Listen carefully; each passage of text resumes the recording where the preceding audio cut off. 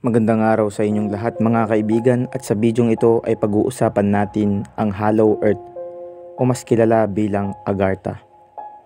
Pero bago ang lahat, kung gusto nyo ng ganitong klaseng mga video ay siguraduhin mag-subscribe sa aking YouTube channel at i-ring ang notification bell para updated ka lagi sa aking mga video.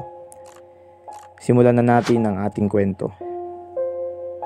Hollow Earth o tinatawag na Agartha, na pinaniniwalaang nasa loob mismo ng ating mundo.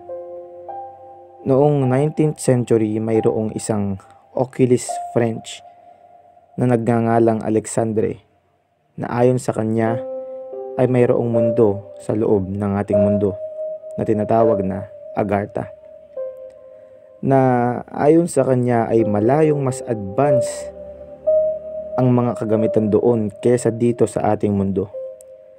Sinabi niya rin na darating daw ang araw na magagamit natin yon, matitirahan. Okay mga kaibigan, kapag matagumpay nating susundin ng 10 utos ng Diyos.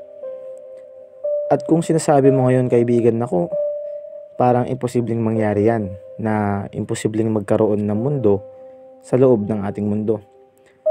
Makinig ka sa susunod kong mga sasabihin. Mga kaibigan, noong June 13, 2014, may mga scientists na nagre-research tungkol sa Earth's mantle o ilalim ng lupa, at nagulat sila sa kanilang diskubre na mayroon daw malaki o malawak na tubig dagat na 3 beses mas malaki sa dagat ng ating mundo, na pinaniniwalaan nilang located 400 miles sa loob ng ating Earth.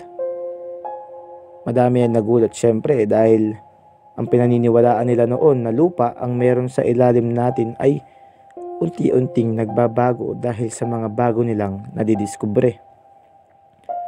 So sobrang curious nila ay nag-conduct sila ng drilling operation sa ilalim ng lupa.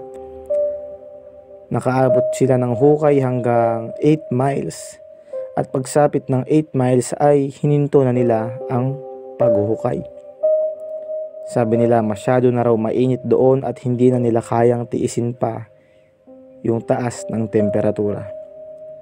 Sabi nga ni Brooks Agnew, author ng The Arc of Million Years, ay mas marami pa daw silang masasabing impormasyon tungkol sa buwan kesa sa ilalim ng lupa na ating kinatatayuan. Mga kaibigan, mali kaya ang ating kinalakihan na impormasyon na ang mundo natin ay binubuo ng layers, outer core, inner core, crust, mantle? O di kaya ang akala nating langit ay hindi matatagpuan sa taas kundi sa loob mismo ng ating mundo? Noong 17th century mga kaibigan, merong isang magaling at tanyag na mathematician na si Leonhard Euler, na may sariling bersyon o sariling teorya tungkol sa Hollow Earth.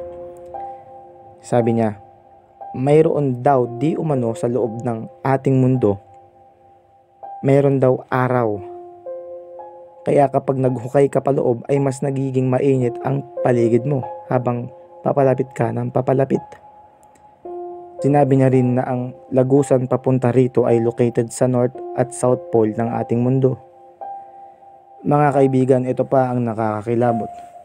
Dahil makalipas ang 2 dekada nang mailabas ni Leonhard Euler ang kanyang teorya, ay noong 1947 may isang piloto na nagngangalang Richard Byrd na nagtangkang lumipad sa North Pole at nagulat sa kanyang mga nakita.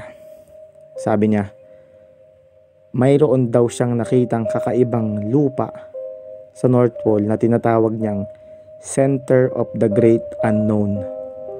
Mga kaibigan, para sa inyong kaalaman, may mga parte ho sa North Pole na bawal puntahan at liparan. At yung mga parte na yun ay pinuntahan ni Admiral Richard Byrd sa kanyang secret expedition.